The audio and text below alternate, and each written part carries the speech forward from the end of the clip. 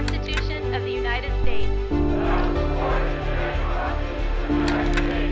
against all enemies, foreign and domestic. I am Senior Airman Casey Heichel. I am the chair of the Junior Enlisted Council's History and Heritage Committee, along with committee members Technical Sergeant Danny Porter and Airman First Class Nina Zagvastina. Our committee's mission is to educate and remind maniacs of our history and heritage, to preserve stories of our past, to honor those who came before us, and to help maniacs understand why we are who we are today. On my very first drill weekend as a brand new member of the Maine Air National Guard, I reported to 109 Pesch Circle, Suite 423, the medical group. At the time, I was a drill status guardsman and worked full-time for my civilian employer, Dr. Robert Brookings.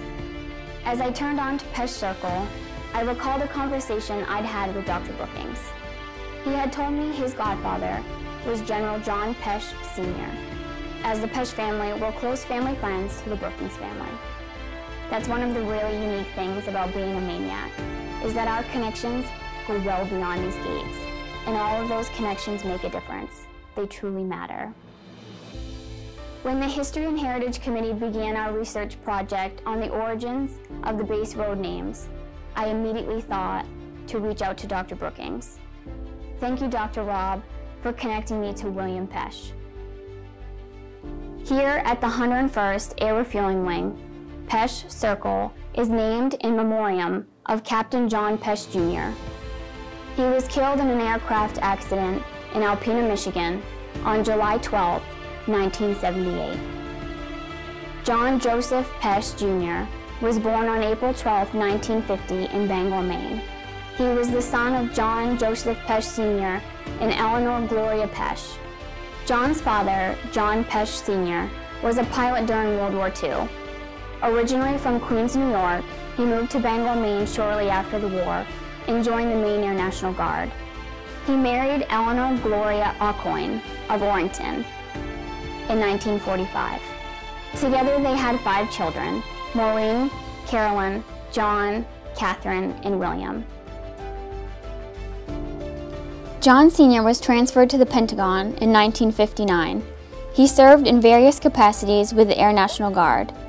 He culminated his military career as the director of the Air National Guard from April 20th, 1974 until January 31st, 1977. John Jr. shared his father's love for mechanics. As a young boy, he enjoyed putting together airplane models, sometimes with small engines. As he got older, he moved into auto mechanics. On the weekends, he and his father would often work on one of the 4 or 5 cars in the family. During his high school years, John Jr. could often be found under the hood of his car, tinkering with the engine and working at the local auto repair shop.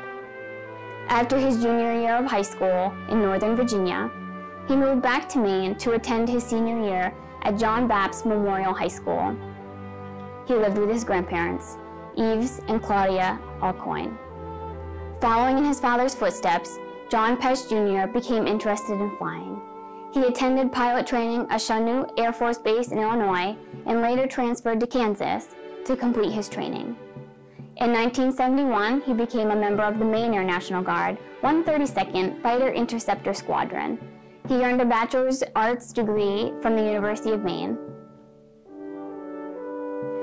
John married Robin Sweetlow of Falls Church, Virginia on December 27, 1975.